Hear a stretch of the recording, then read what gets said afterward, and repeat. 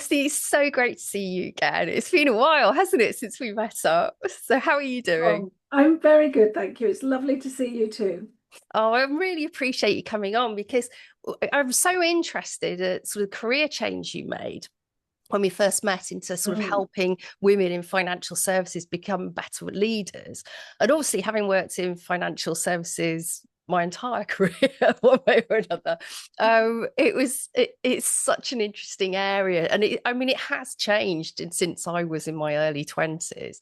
But there's still some distance to go, I think. I'm trying not to reveal quite how old I am, but there we go. And of course, my own team, it's a women-led business. As I say, we do have one boy who is in his 60s. Poor little Well, lad. done. Uh, I'm sure he says he gets picked on worse, but he's very Oh, valuable yeah. and performs a very useful role for us. So so I just wanted to really explore sort of why you made this transition, because you were a financial services director for 15 years and then you changed to sort of help women. So talk about that role Okay. and sort of why you made the transition. I was I was in financial services for 32 years. I left school at 16 and worked my way up, and for the most part loved my career. Even though there were some interesting little moments scattered throughout that were quite insightful and kind of created my path a little bit. And towards the end of my 32 years, as you said, I was a director for 15. I felt like I was getting bent out of shape. There was a lot of change. It was very political, Mm, and I felt like I was falling out of love with what was going on. Alongside that, I had parents that were very ill. I had a terminal dad oh, and I had a mum with dementia, and I was watching so them tough. both fade away, but very differently. And I started to fade away because I felt totally out of control. And I felt I could feel myself shrinking and wanting to hide and, all those things. And because I'd started to train as a health coach because I knew my time was coming, I was able to get myself through what was the worst time ever. And that's when I realized I want to help women because, I mean, we all experience life in different ways. We all have bumps in the road that we Yeah, have to find our way over. And we need a different type of support. The support that was offered to me was go off sick or get some medication, of which I wanted neither of those things because one, if I went off sick, I didn't know when I'd ever come back. yeah. I'm not someone that can do that very easily. And the thought of being on medication terrified me because I thought, how will I ever come off it? So I created a program that, for the first time in my life, I started taking care of myself properly. I Good for started you. to figure out who I was and what I wanted. Yeah. And that's when I knew I need to leave and I need to set my business up helping women. Now, when I set my business up, it was return to work because I wanted to work with people at their most stressed time, Yeah. which is going back into the workplace after maternity leave or long-term sick. But what happened was really interesting because I'd help people get back in, I'd help them transform the relationship with themselves. And at that point, they realized they didn't want to be there. So I was helping them leave, which kind of went against return to work. So Yeah. I rebranded, and now my business is Elevate Women. And I help women build unshakable confidence so they could speak up, step up, and stand out. And we need women to do that Yeah. because never have we needed more women in positions of power than we do today. No, I totally agree with you. But I remember when I was much younger and, I was working at Anderson back then. And I remember the thing that I kicked myself for was not having the confidence to ask for what I wanted. And I remember very clearly there was this job on offer and I really wanted it. And I just kept smiling at everyone. I thought they'll know, because they're all psychic that I want that job. And it was one of those kind of things that in those days you didn't publicly advertise. It was just this, role was there, and it was who was going to be given it. And someone else got it. And it was simply because they'd had the guts to just go in the office and go, I want that job. And actually, you need to pay me a lot of money for it. And I remember being so cross. And I was really cross with my management team for not having given me the job. But actually, you look back and think, oh, I should have We really asked for it. So what, I mean, this is an issue, isn't it? So you talk about confidence, but how do you solve that? How do you solve it? And confidence tends to be the thing that people think that they need, but often there's more to it than that. What you're describing is something I see so much, in that women in particular overwork. We work hard rather than work strategically. We expect our work to speak for itself. And then what you just described happens because sometimes we miss what's going on because we're so knee deep in work, or because we just don't think we're seen that way. And which is another thing, we underestimate ourselves massively. So we don't put ourselves forward for these opportunities, and we struggle to ask clearly and specifically for what we want, because sometimes we think we might be seen as too much, or who are we to ask for that? And these are the things that we have to work with, because there are enough structural barriers to women progressing, that there's enough problems externally that can hold us back, but we've also got our own inner barriers, and I work with individuals around those inner barriers. So it could be that old chestnut of not feeling like we're good enough. Yeah, imposter syndrome. It's the Oh, old I hate, yeah, I like to call it imposter shenanigans. I hate systems, Yes, but it's not a syndrome, is it? I hate that. But we like a drone. We like a drone. But yeah, I mean, most of us feel like an imposter at some point. That's life. Most of us will doubt ourselves at some point. It's often when we're in those moments of growth. And so what we want to be able to do is recognize it for that and not let it stop us. Yeah, I think you probably, a lot of women would retire and still think, wow, that's great. I got away with an entire career that I couldn't do. Yeah, but you I see, got that. this is why so many women late 40s and 50s are leaving, because it feels easier to go off and do something totally different than take the next step in corporate, which in our heads requires us to be someone we're not. That's so bad, isn't it? So how do you go about actually changing people's confidence? Isn't that something that's so kind of ground into us? It's It something is, really that comes from very early in your childhood, doesn't it? absolutely. And the messages and behaviors you see in your parents. So if your parents are quite, not very forceful in sort of putting themselves forward for things, the likelihood is you're going to be like You'll that as carry that. well, because it's programmed so early in your life. Yep. So Yeah. how do you change that in people? So I work with people on identities, their identity, the way they see themselves, Mm. their mindset, their beliefs. As you say, beliefs are formed very, very early. And if we don't start naming them and disrupting them, we reinforce them throughout our life. And then they become facts or as powerful as facts. Yeah. But they're really not. So I do the inner work and I do the strategic work, so that we can see ourselves a certain way, we can step up the way that we want to, and we have a strategy to be able to do it effectively. That's the work I do. And of course, I bring my corporate background into that, but also my health coach, life coach, and feminine power principles that I've been studying since I left corporate as Yeah. well, because I realized that all my career, the successes were built on masculine energy. And, I didn't really, there were bits of the feminine in me, but in my business, I knew I wanted to bring more of that. Very important to Mhm. me that I brought more of my feminine energy into business. And that's because the constant pushing to get somewhere in the corporate world is exhausting. Yeah. And running your own business is exhausting. Yes, it You can really is. probably agree. And I don't need to be making it harder for myself than it already is. No, I totally agree with you.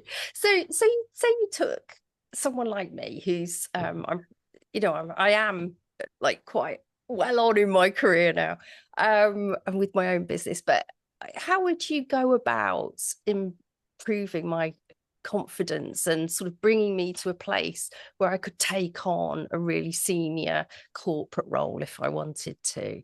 What do I need to do as a person to reach there? Yeah. And I'm smiling because you asked the question, what do I need to do? And this is where we go. And the first thing that just about every client who comes to me needs to do is to slow the hell down because we're running so fast. Ditch the to-do list. There Oh, must just be a to-do list on how to get a senior management position. Tick it off. this is where we've got all these things we need to do that we forget who we are and what's really important. So Yeah. I've got a method that I use, which is my spirit method, which starts with strengthening self-concept. So how we see ourselves and what we see as possible for ourselves. And that really involves reconnecting with ourselves because often we're either in our head or we're stressed and in our body. And we need to reconnect with all of us because confidence is about the whole of us and being able to bring the whole of us to whatever it is that we're doing. I often find that women in particular struggle to articulate what they bring and the impact that they have. So being able to see it and name it is also something that's really important. And Mhm. then creating a vision for where you want to go and making sure that the activities that get you there become your priority because what I often see and what was definitely true for me was I was absolutely in reaction to everything and everyone else around me. So I was in reaction to the company agenda, the company priorities. I was in reaction to what was going on with my mum and dad and social services and doctors and this and this and this and all the things. I was absolutely disconnected from me. It didn't have time for you. It couldn't fit you in. And I didn't even know that that's what was Mm. going on. I just knew that I totally felt like I wasn't myself. I didn't know who I was. I didn't know what I thought about things sometimes because No, I get I that. didn't I I didn't give myself space to think. So when people are asking me questions, I'm like, oh God, I don't even know what day it is. So Oh, I and, totally. You and can't even make a decision anymore. You can't make a decision about something because you don't have the brain capacity from all the important decisions that you've had to make. This is the trouble. this is the Mm. trouble. So one of the first things we do is shift from reaction to creation, creating your plan, your priorities, your vision, your agenda, and making sure that your time is allocated to those things first. And I love this shift because reaction and creation are the same letters, they're just ordered differently. Oh, that's clever. I like that. And that's what we need to do. Yeah. That's the doing. We need to order things differently. And our name is at the top. Because when we do that, we bring all of ourselves to whatever it is we're doing. We're going to do it much better. We're going to make better decisions. We're going to hear what's being said because we're present. We're in it Yeah. rather than disconnected, thinking about the next thing, running somewhere else. Story of my career. Yeah, I know definitely when I was younger, I used to blame myself a lot. So I'd look at whatever role it was I was doing, feel like I wasn't succeeding well enough at it, blame myself, get Yeah. cross with myself, which then meant that I wasn't feeling good about myself to go into the next thing, whatever next hat I was putting on. So you just get into this sort of cycle of self-blame, overtiredness, no energy, no time, and it's just not healthy, is it? And then we kind of back up our stories Mm. because it's not as good as we'd like it. And what you've just described there is there's a study that shows that women and girls are way more likely to make shame-based meaning about themselves when things go wrong than boys and men. Oh, that I So believe. You see that quite often yeah, just at so home. Yeah. oh, so what we do is when something goes wrong, we make it mean something about who we are, which is why I work on identity. Mm. Because instead, we need to make it mean what it really is, which is we need a different approach. And that's why a growth mindset is so critical for women, because we are more likely to get stuck in a fixed mindset Mm. about who we are and what we're capable of than boys and men. No, it's interesting, isn't it? It really is. And it makes such a difference. So, this unshakable confidence, what's it actually going to look like in practice? Because I think the first place people go in their heads, or certainly me, and I'm sure there's other people that are the same, is you just think of a very strong, upright, kind of almost loud. So nothing you say to me is going to rock me. I'm trying to think of somebody on telly. I know exactly what you mean. Well, Who might that be? think of a few. I know exactly what you mean. So, but that's It's not, not that. that's kind of the opposite of what you're It's trying not. to say. It's not Yeah, that which at is be all. yourself. It's about be you. It's about trust. It's about trusting yourself to take that difficult step. It's not about stepping up in the absence of fear. The fear's there because it's big, it's different. You've not done it before.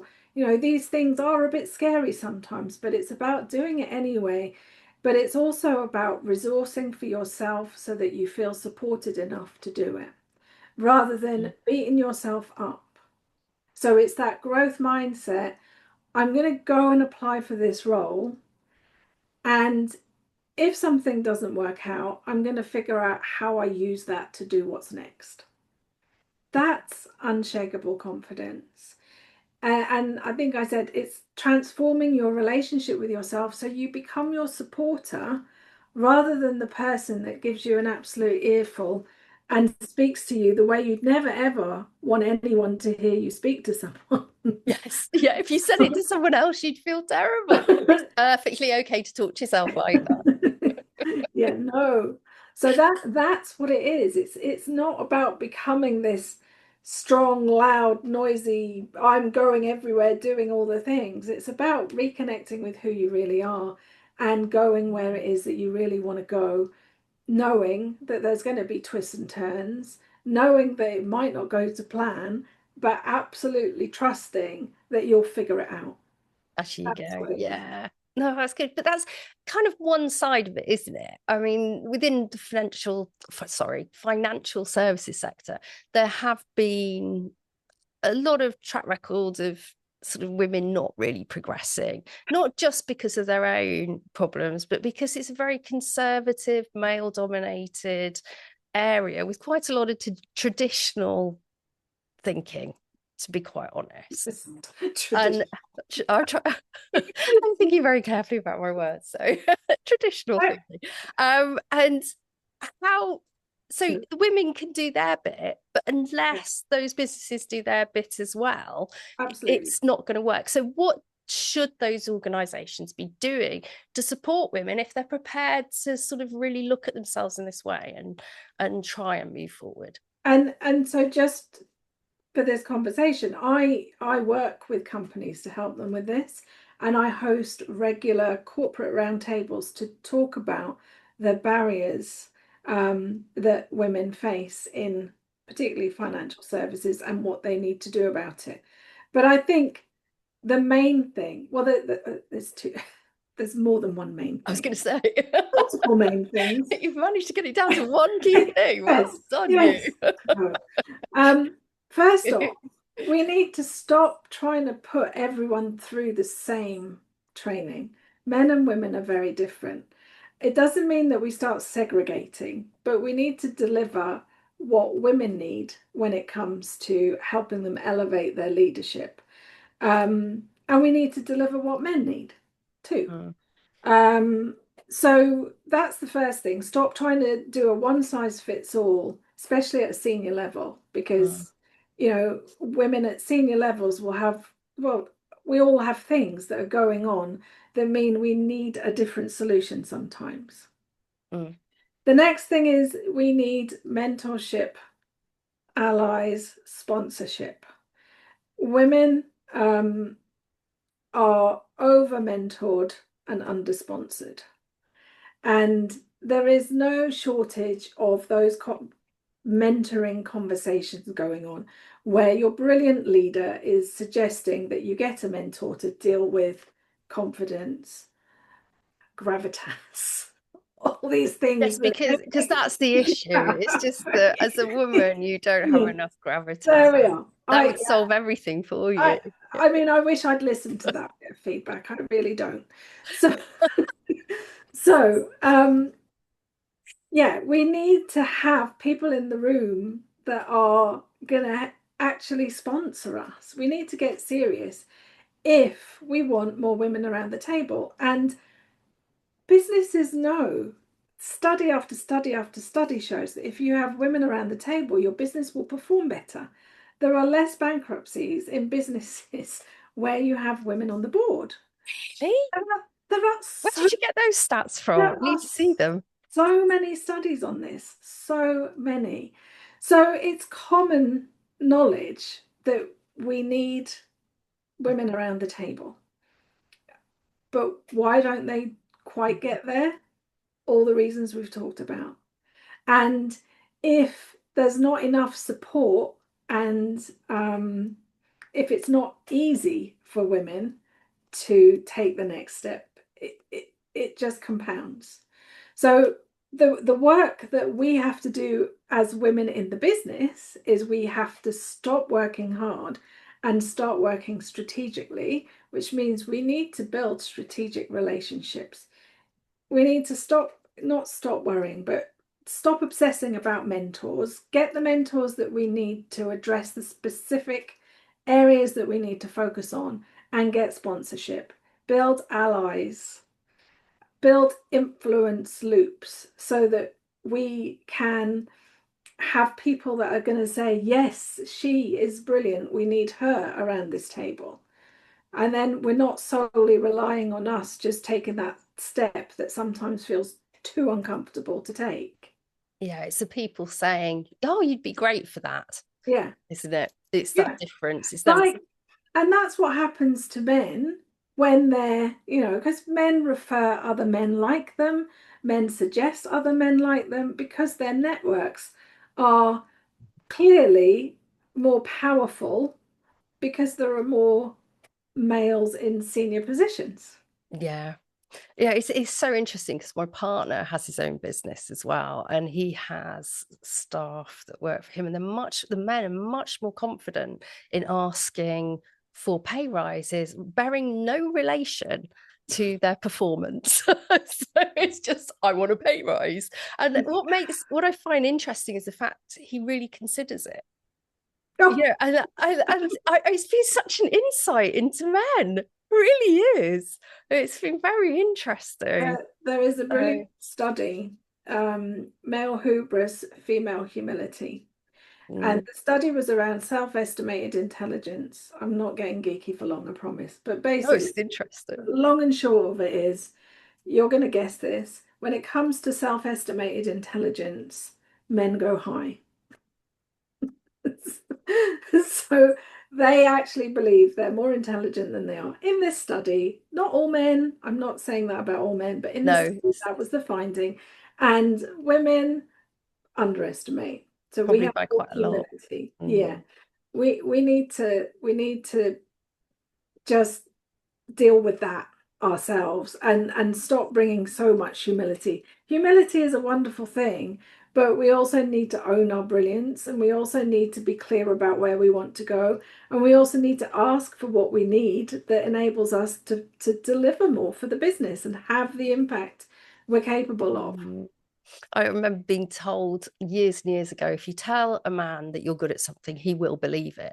And if you tell a man that you're not good at something, he'll just accept it. Yeah. Yeah.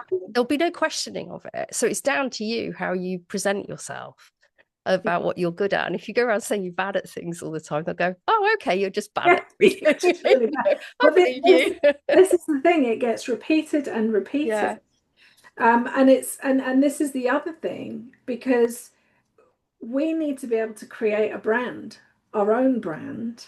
But if we're not careful, that gets created for us, because we say things like, we diminish ourselves. We say things like, I'm not that great at that, or I don't feel that confident. Stop all of that, because that sort of thing sticks.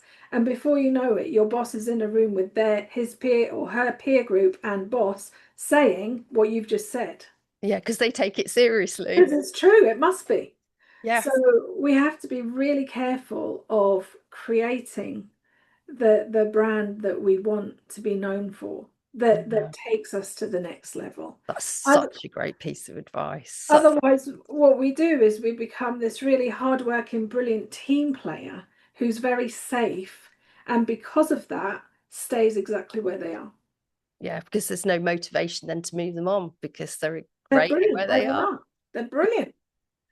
So, in the future for financial services, so getting your crystal ball out and looking ahead, do you think things are going to be able to get better rapidly? What do you think is going to be the real change?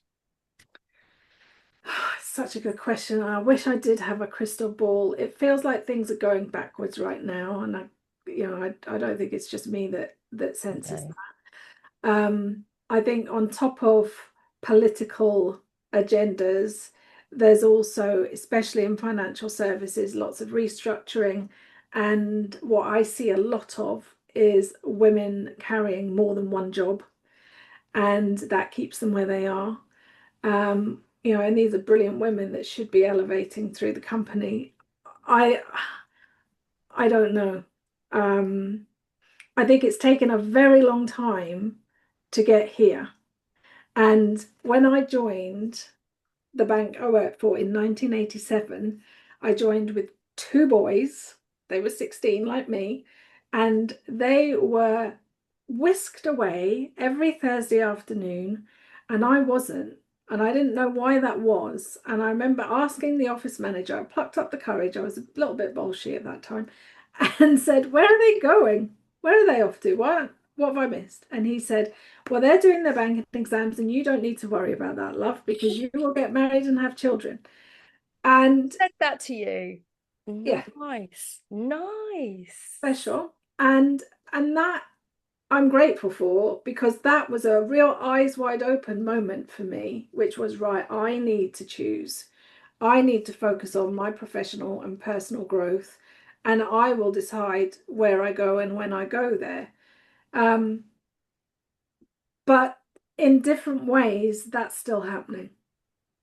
And Yes. it's more subtle, but it's still there.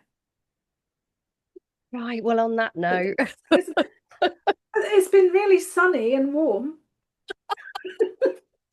I'll get out to the garden with a gin. I would it will change. It has to, but I think it's going to take a long time. And I think we're going to have to learn to be a lot more vocal to make the We change happen. absolutely are. We absolutely are. And I think we're still too shy about it. Yeah. Anyway, we should go and plan. I think we should go and get a gin, get out our campaign Yeah. board and Yeah. plan what we're going to do. Where can we go and chain ourselves to? I don't know, London Stock Exchange or something. It's time. It's With our time. gin and tonics, of course. Yes, if I'm going to chain myself, I'm going to do it in style. Absolutely. Well, it's been lovely to see you, Kirsteen. I've really enjoyed this chat. I could go on for Likewise. ages, but Thank you for having me. yeah, it's been great to see you. You take care. You too.